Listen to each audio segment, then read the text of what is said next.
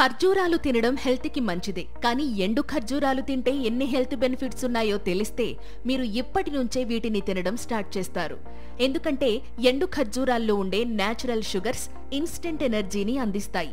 ఇంకా వీటిలో ఉండే ఫైబర్ జీర్ణక్రియను మెరుగుపరిచి అధిక బరువును తగ్గించడంతో పాటు షుగర్ లెవెల్స్ ను కూడా కంట్రోల్ చేస్తుంది.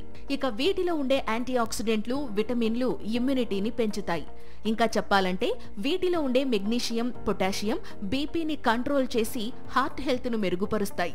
ఇక డైలీ వీటిని తినడం వల్ల వీటిలో ఉండే కాల్షియం, మాంగనీస్, ఫాస్ఫరస్ ఎముకలను స్ట్రాంగ్ గా చేస్తాయి.